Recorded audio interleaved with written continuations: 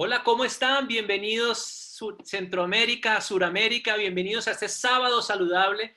Me presento, mi nombre es Carlos Monroy, soy colombiano, vivo en este momento en Bogotá, estoy transmitiendo desde mi casa y la verdad, hoy sábado es increíble. Tenemos una invitada de lujo, una eminencia a nivel mundial en el campo del bienestar y la salud.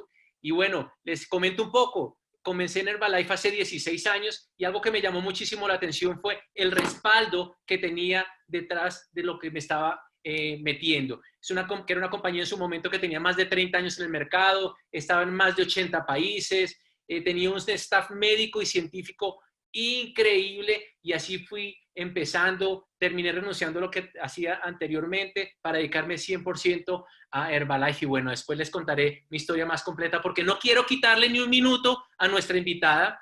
Ella es una PhD en actividad física y nutrición y bienestar.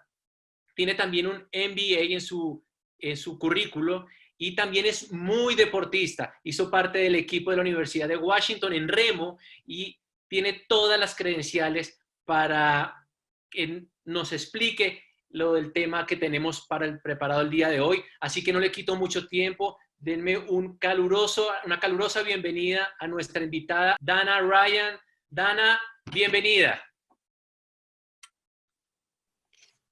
Gracias, Carlos. Buenos días a todos. Es un placer estar aquí con ustedes. Lo siento, mi español no es tan bueno, pero los prometo que voy a practicar mucho y en el próxima vez voy a hablar totalmente en español. Pero English for today. So I'm going to go ahead and share my screen real quick.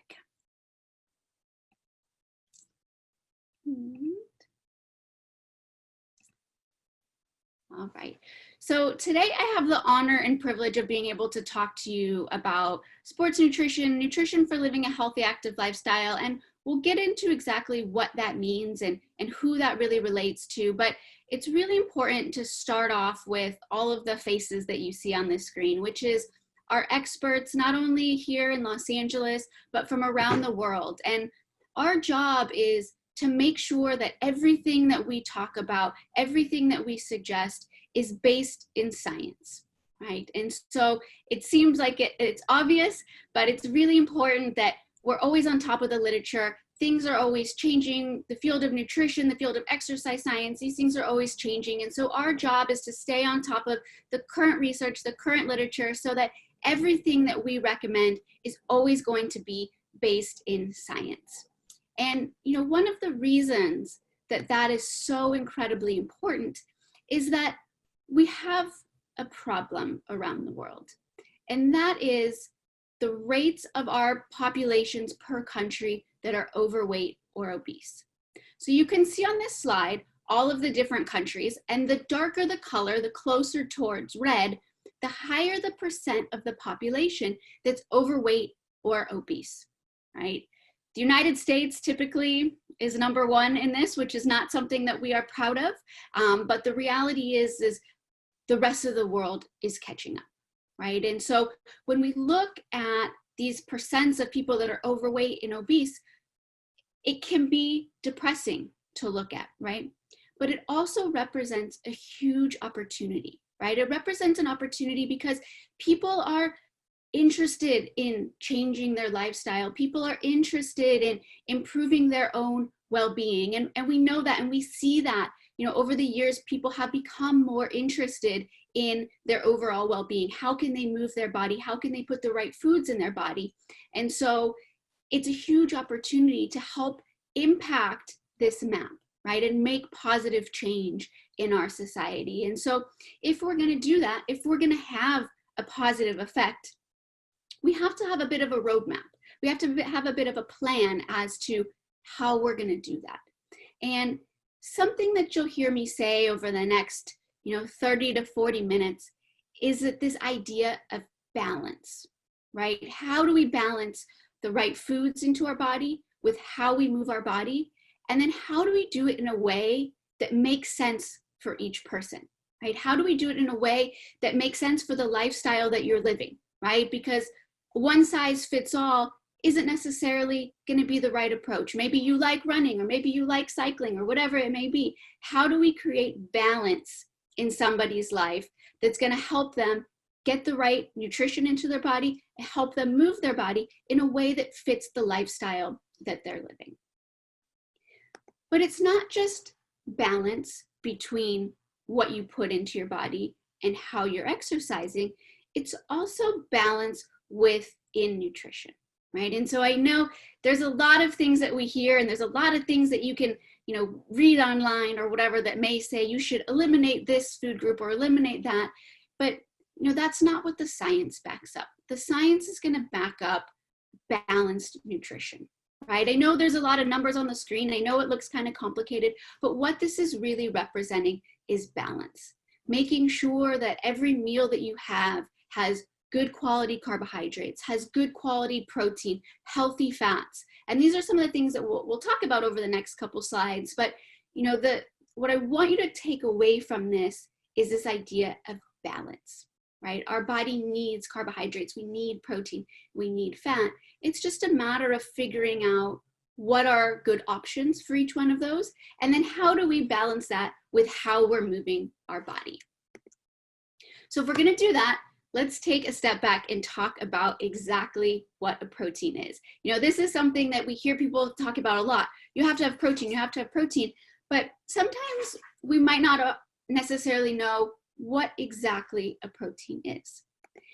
And the way I like to think about a protein is kind of like a puzzle, right? And so a puzzle is made up of a lot of different pieces, right? You might have pieces that you put them together and you end up with a picture of an ocean, right? Or you put them together and you have a picture of a mountain. But every puzzle in reality is just a combination of different pieces put together in a different way so that you end up with a total product, right? And the protein is the same way, okay? Those puzzle pieces we call amino acids. So every protein is just a combination of those puzzle pieces, the combination of those amino acids put together in different ways so that you end up with a different type of protein, right? So you might have some amino acids put together and you get a dairy protein, or you have a different combination of those puzzle pieces and you get a soy protein. But all proteins are just these puzzle pieces put together. And then when you consume a protein, when you eat that piece of fish, or when you have that soy, it gets broken back down in your body into those amino acids. And so that's kind of how I like to think of a protein. And we have 21 of those puzzle pieces. We have 21 of those amino acids. And, we could talk forever. We could go, step by each one. But what I want you to remember out of those 21 is that there are 9 that we consider to be essential amino acids. And what that means is that those amino acids you have to get through food, right? Your body cannot make them. So you have to consume them on a daily basis to make sure that your body's getting what it needs, right? And if a protein has all 9, it's what we call a complete protein, okay? So things like animal-based proteins, these are a complete protein. But most plant-based proteins aren't actually complete, right? They're missing 1 or 2 of those essential amino acids, so we can't call them complete. However, there is one plant that has all 9 of those essential amino acids, and that's soy, right? And so just kind of keep that concept of essential amino acids in your head as we go through this presentation, because it's going to come back in 20 minutes or so, and you'll understand kind of why we're talking about it now. But again, protein, it's like a puzzle made of a bunch of these pieces. Those pieces are called amino acids, 21 of them, 9 of which are considered to be essential.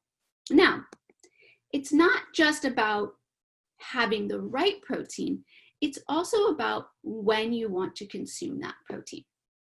And we know, oftentimes people tend to have like a lot of protein at night for dinner, maybe they have a lot in the morning, but what you really want is actually to consume protein throughout the day, right? Because those puzzle pieces that we talked about, those amino acids, our body doesn't store them, but we're constantly needing them and using them.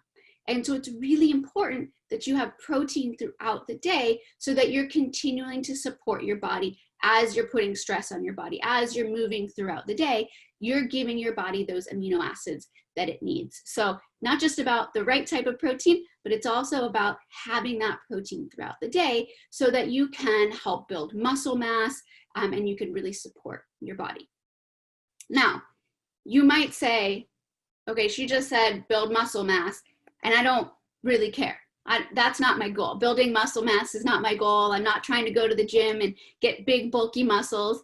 But I want to challenge that notion a little bit and talk about why building muscle is really important for anybody, no matter what your goal is, right? And so we can start with the obvious, right? So a lot of times this is the image that we see projected when we talk about building muscle, we talk about sports nutrition, is that young girl or guy that is going to the gym, they want to get big muscles to, you know, look good or go to the beach or whatever it may be. And this is certainly an important role in protein, is building muscle for those reasons. However, it's not the only reason that we need protein to build muscle, right? Protein and building muscle is also a really, really important part of maintaining a healthy weight, right? And so, you know, a lot of times people will tell me like, you know, I'm really working on maintaining my weight. And so I think that when I exercise, I'm just not going to eat afterwards because that's going to be the best thing to help me maintain my weight. And it may seem, you know, kind of counterintuitive, but you actually want to have protein after you exercise to help maintain weight. And the reason for that is that when you have protein after you work out, this is going to help you build lean muscle. When you build lean muscle, that's going to help you increase your metabolism. Now, when you increase your metabolism, your body is more effective at burning calories. And so even if your goal isn't to build big, bulky muscles, it's just to maintain weight, protein is a really important part of that so that we can help maintain our metabolism. Okay, so maybe you want to go to the gym, build muscle, perfect. Trying to maintain a healthy weight, perfect. But having protein and building muscle is really, really important as we get older, right? And so if we think about protein and how our body uses it, actually, as we get older, our body's not as effective at utilizing protein. So it's really important that we continue to maintain an adequate intake of protein as we get older so that we can maintain our muscle mass, right? We know that as we get older, one of the facts of life is that if we don't do anything about it, we begin to lose muscle mass. You know, and that can start in late 30s, 40s, we can start losing muscle mass. And so really, really important that we consume enough protein to help support our body in that muscle making process. You know, because if you're younger and you're thinking like, oh, that's not me, I'm 20, I don't have to worry about it. Just start thinking about all the things that you use strength for that maybe you take for granted. You know, whether it's walking or even sitting up, these things require leg strength, they require core strength. And so maintaining adequate muscle mass is going to be really important for everybody. Okay, so whether you want a six-pack and big biceps, whether you're trying to maintain a healthy weight, you know, whether you're thinking about, you know, aging gracefully, every group of people, it's really going to be important to build muscle mass. Regardless of what your goal is, regardless of what your objective is, building muscle is going to be really, really important. But protein can't do it all on its own. We've got to have good quality carbohydrates also. And, you know, these days it's kind of easy to talk about protein because everybody's on board with protein. But carbohydrates, not everyone's a fan of carbohydrates. You probably hear it a lot, like, oh, carbohydrates are bad or this or that, or you should eliminate all the carbohydrates. And the reality is that your body needs carbohydrates, right? There's a lot of great benefits from having the right high quality carbohydrates. So everything that you see on the screen, fruits, vegetables, whole grains, these things are going to be good quality carbohydrates. And we'll talk about when you're active, why that becomes even more important. But just remember, carbohydrates play a very, very important role, and eliminating them is never going to be the way to go, right? So making sure we go back to that idea of balance. So good quality protein, good quality carbohydrates, and then balancing it with exercise, right? So you're looking at this slide, you're like, I don't know, what does this mean?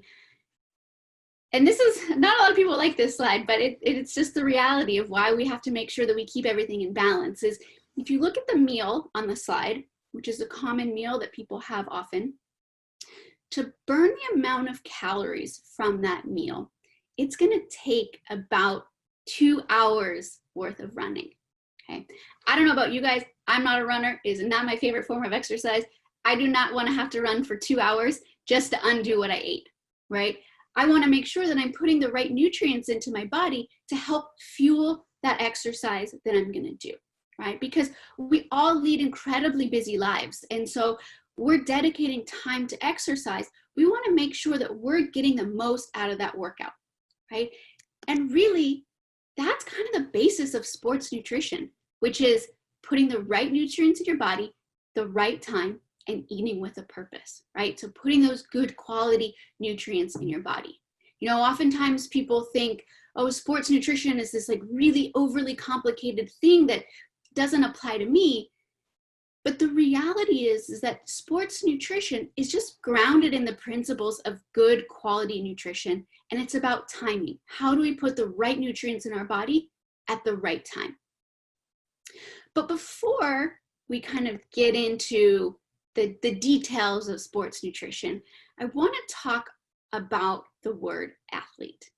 You know, because doing these trainings and having these conversations, you know, a lot of times people will say like, well, I'm not an athlete. Sports nutrition doesn't apply to me. I'm not good at what I do. I'm not playing on TV. I'm not an Olympian. I'm not whatever. So sports nutrition doesn't apply to me. And honestly, nothing could be further from the truth, right? I think oftentimes we don't give ourselves enough credit for the work that we do. We don't give ourselves enough credit for that athlete that really is inside all of us, right? Because it doesn't matter if you're not the fastest person out there, if you're not the strongest person out there, it doesn't matter. What matters is that you're moving your body. You're getting your heart rate up and you're sweating.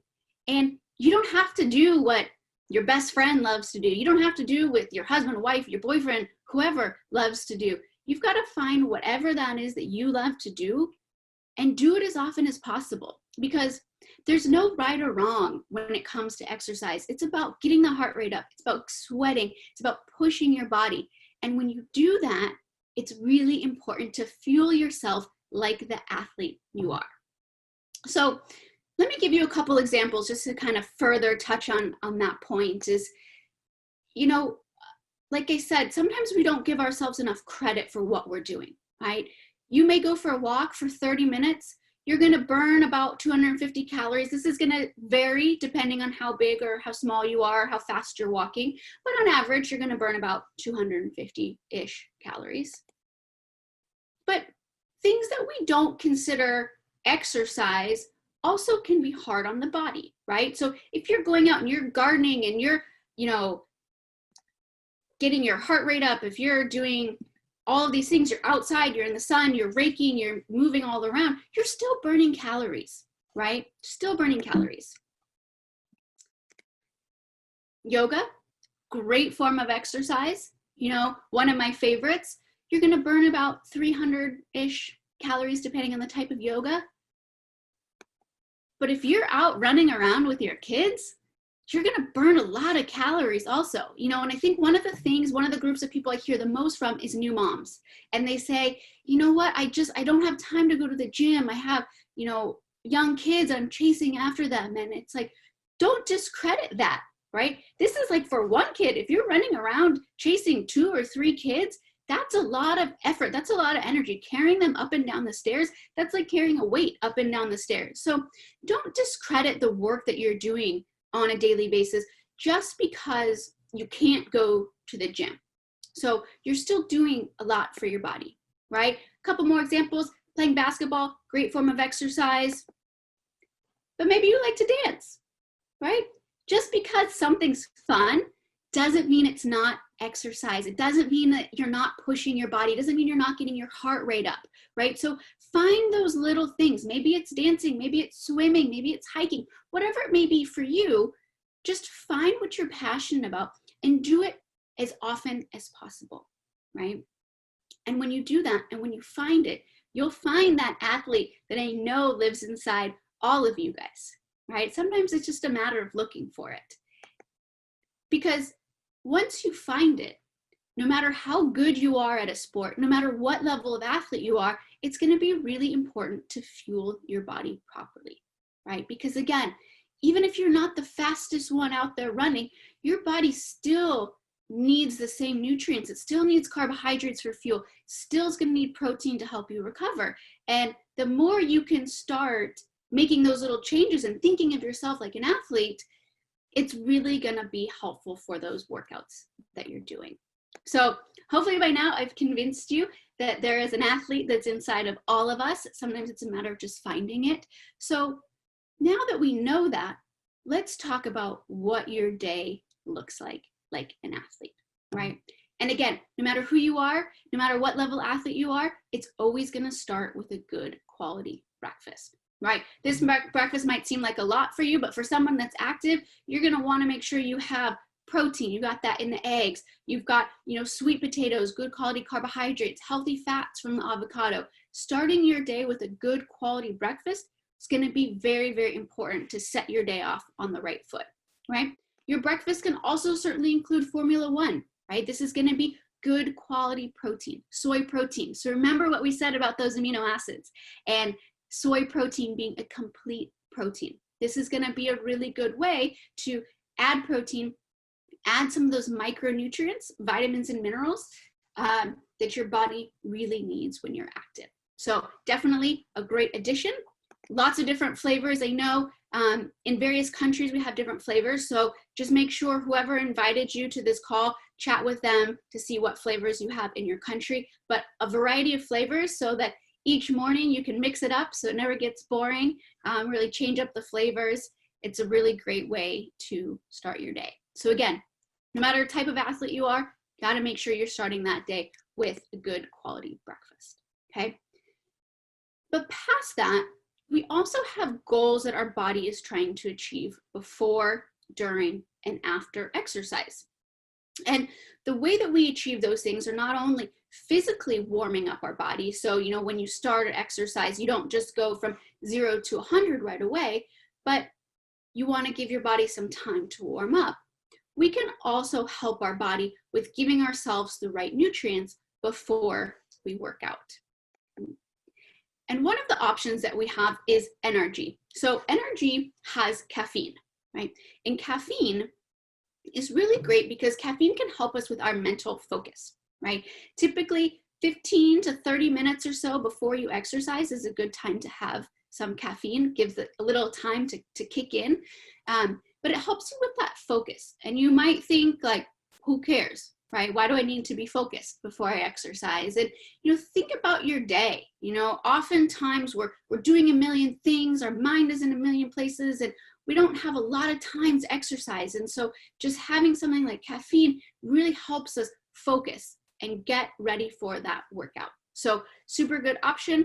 One of the things that we talk about with all of our professional athletes, because I have the privilege of working with our sponsored athletes around the world, is this notion that your exercise and your nutrition are never going to be separate, right? And so thinking about your workout starting with your pre-workout drink, right? So rather than your workout starting when you get to the gym, think about your workout starting when you have your pre-workout drink, right? When you have that caffeine before you get into that workout, that's when it starts. And then your workout is not finished until you have a post-workout shake. And just kind of creating that habit is a really good way to help you with the fundamentals of sports nutrition, which is putting the right nutrients in your body at the right time, okay? So you've gotten ready, you've had your energy, maybe 15, 30 minutes before you work out. You've also got to now fuel yourself during exercise, right? So there's a lot of things that are happening to your body while you're exercising and while you're training, and we want to support all of those processes so we can continue to exercise at a high level. And this is where carbohydrates become really important, okay? So the blue line that you see on the screen, this represents how much your body is using carbohydrates for energy. And on the bottom where it says VO2 max, that's the intensity of the workout, right? And so you can see as the intensity gets higher, as it gets closer to 100, our body starts using more and more and more of carbohydrates. And so it's very, very important that we have adequate carbohydrate stores so that we're able to access those during exercise and utilize them to produce energy, okay? So carbohydrates during exercise is gonna be one component that's super important. But the second component is gonna be hydration. And you might be thinking, okay, well, none of those things on the screen make sense for hydration during exercise. And you're right. You're right.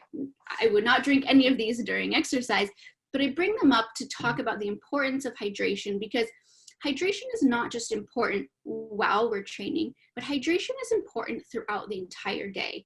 And it's something that we can easily get wrong, right? And so a lot of times people will say to me, hey, Dana, like I'm eating the things that you were suggesting, but I'm just not where I want to be, right? And so oftentimes I'll say, okay, well, what are you drinking?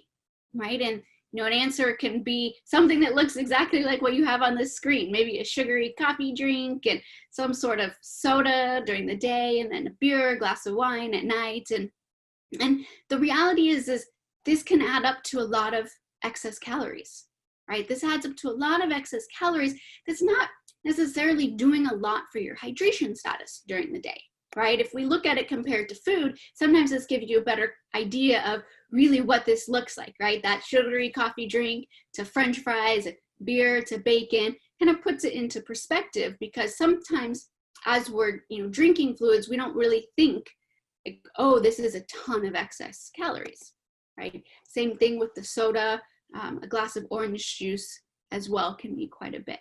So just kind of being conscious of that, because being hydrated and maintaining hydration is super, super important, right? Something that a lot of the research has shown us that we talk about in the field of sports nutrition a lot is that even being dehydrated 1% to 2% can impact your performance. And so staying on top of your hydration is really, really important, because by the time you're thirsty, you're actually already a little bit dehydrated. And so it's something that you don't want to think about just around the exercise. You don't want to think about just in the morning, but rather it's something that you want to think about throughout the day.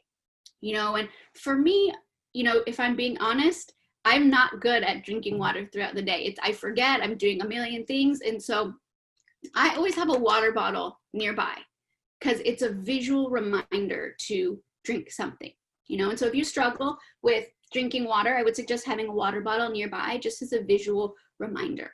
But it's really, really important for our performance and for our body as a whole, right? But I also know that drinking water can get boring, right? And so there's certain things you can do to change the flavor of water without adding a ton of excess calories, right? So aloe can be a great option for that.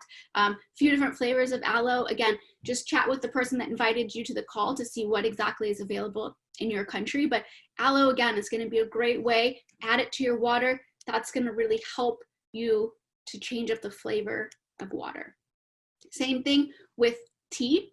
Again, putting it, adding it with water. This can really help you with hydration. Okay. So again, several different options. But the most important thing is that you're really drinking something throughout the day that's going to help maintain that hydration, because as someone that's an athlete, as someone that's active, staying hydrated is going to be really important for your performance.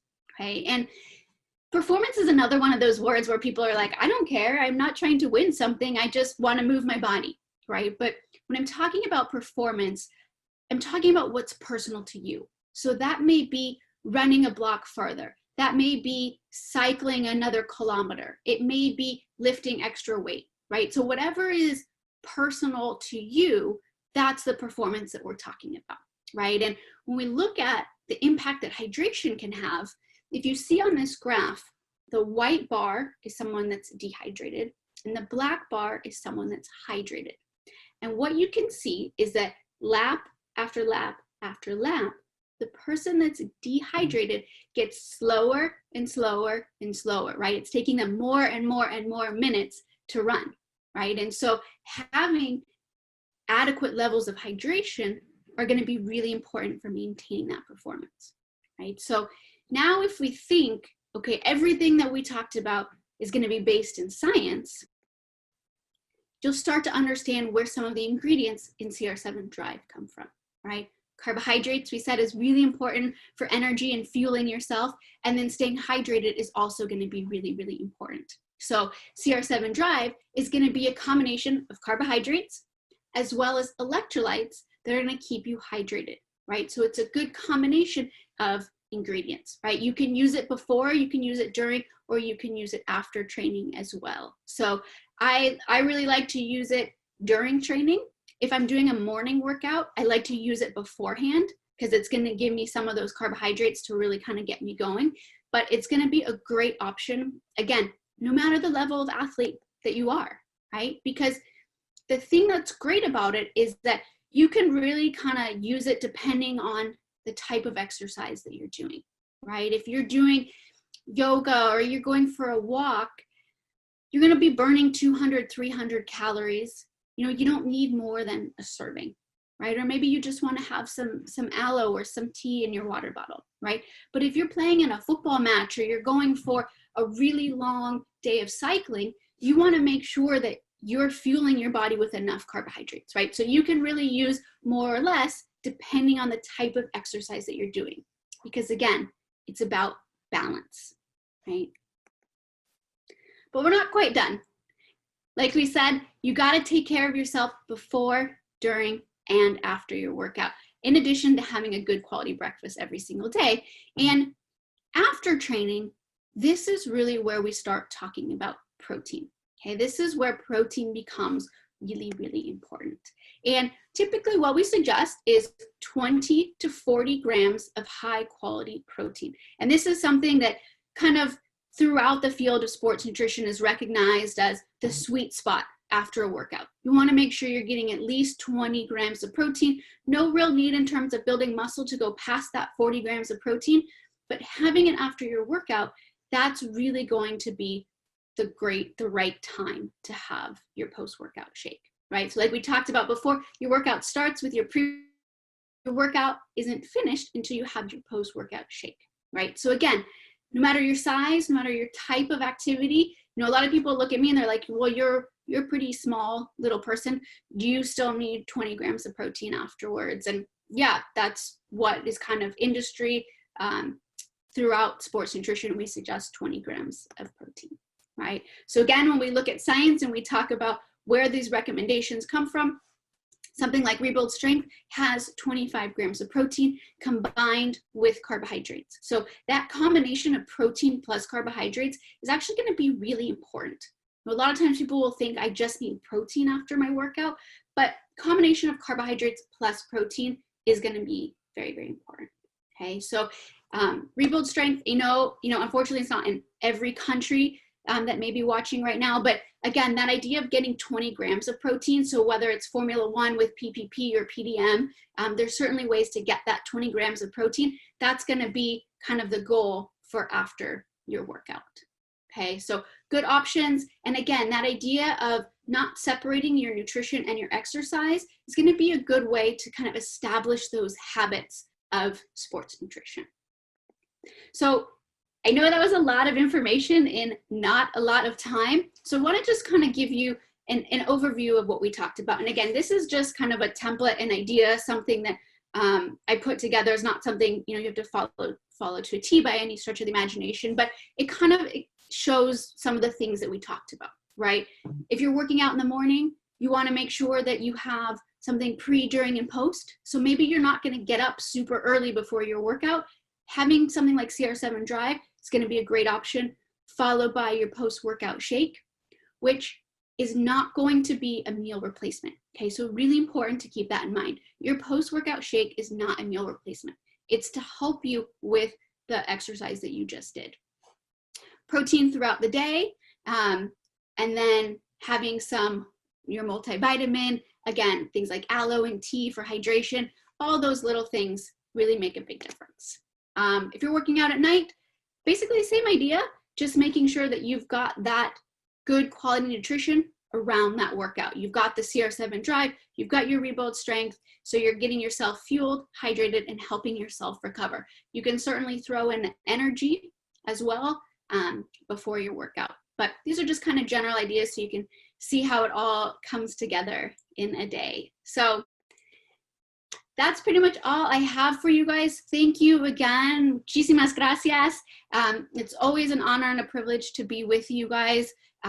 You know, and again, if you're thinking like, I just don't know if I'm an athlete, just try different things, find different things, because what's really the most important thing that you can do is move your body. Move your body more, get your heart rate up, start sweating a little bit. These things are really important. And when you do those things and when you find what you love to do, fueling yourself like that athlete that you are. So again, thank you guys all so much. It's always so fun to be with you, and I hope to see you all in person sometime soon. So thank you so much, and Carlos, back to you. Wow, Dana, was a fantastic information. Muchas, muchas gracias. Estarán de acuerdo conmigo que qué información tan valiosa. Aprendimos del balance nutricional. Se dieron cuenta que Dana habló mucho acerca de la proteína y la combinación con los carbohidratos. La verdad, qué buena información tuvimos este día de hoy, nuestro sábado saludable. Y bueno, qué excelente regalo nos dio la corporación con esta súper invitada del staff médico y científico. Y bueno, quiero terminarles mi historia. Yo comencé por los productos, haciendo unos cambios en mis hábitos nutricionales, en mi alimentación, agregando un poco más, como decía Dana, acerca de actividad física. Llegué a controlar una buena cantidad de kilos y bueno, tener mejor energía, estar como más alerta, como decía Dana en su presentación en los productos. Y bueno, una información increíble. Así que si estás tú ahí invitado, interesado en alguno de los productos, no dudes en contactar a la persona que te invitó a esta charla. No se te olvide, contáctalo y dile qué te interesa exactamente. De nuestra parte y de mi parte ha sido todo por hoy, así que nos vemos en un próximo sábado. Gracias.